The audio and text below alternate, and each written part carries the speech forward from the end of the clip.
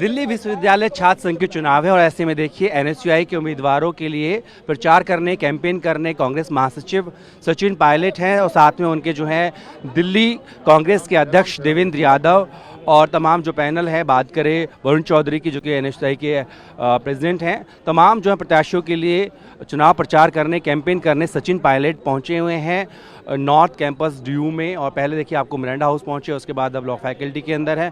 तो साफ तौर पर यहाँ पर कांग्रेस जो है वो जान फूंकना चाहती है छात्र संघ के जो चुनाव हैं दिल्ली यूनिवर्सिटी के, और इसी को लेकर के देखिए कैंपेन करने के लिए यहाँ पर सचिन पायलट समेत जो कांग्रेस के सीनियर लीडर हैं जिनमें देवेंद्र यादव है और एनएसयूआई के अध्यक्ष हैं और साथ में तमाम प्रत्याशी जिनके लिए कैंपेन करने के लिए सचिन पायलट यहाँ पर पहुँचे हैं। और देखिए यहाँ पर छात्रों से संवाद भी करते हुए सचिन पायलट आपको दिख रहे हैं किस तरीके से कैंपेन कर रहे हैं यहाँ पर उन प्रत्याशियों के लिए जो कि एनएसयूआई के पैनल पर इस बार डीयू छात्र संघ का दूसरा चुनाव है उसमें ताल ठोक रहे हैं। सचिन पायलट साहब हमारे साथ हैं। अभी आप छात्रों से चाय पे चर्चा कर रहे थे, क्या कुछ बातचीत हुई?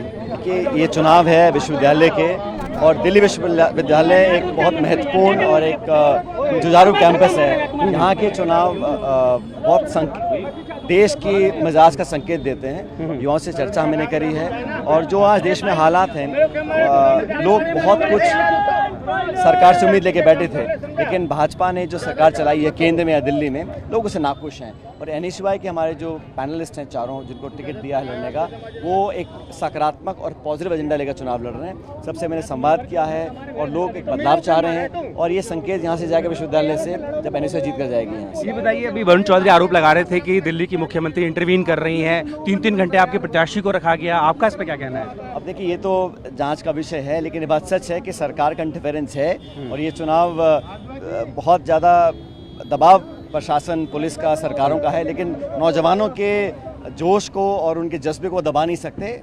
अंत में जो परिणाम आएगा हमारे पक्ष में आएगा। तो आगे सवाल पूछूंगा, कल भारत पाकिस्तान का मैच हुआ, हालांकि भारत जीत गया, लेकिन विरोध हो रहा था कि नहीं होना चाहिए था, आपका क्या मानना है? मुझे लगता है कि इस माहौल में जहां पाकिस्तान देश पर आक्रमण कर रहा है आतंकवादियों के थ्रू और इतने लोगों की जानें गई हैं, इतनी शहादत लोगों ने दी है, उसके बाद दुनिया में मैसेज जाए कि सब कुछ ठीक है, अगर आप खेल रहे हो तो फिर आपका फिर झगड़ा किस बात का है? तो मुझे लगता है प्रतियोगिता या खेल इतना महत्वपूर्ण नहीं है जितना देश के लोगों की शहादत है।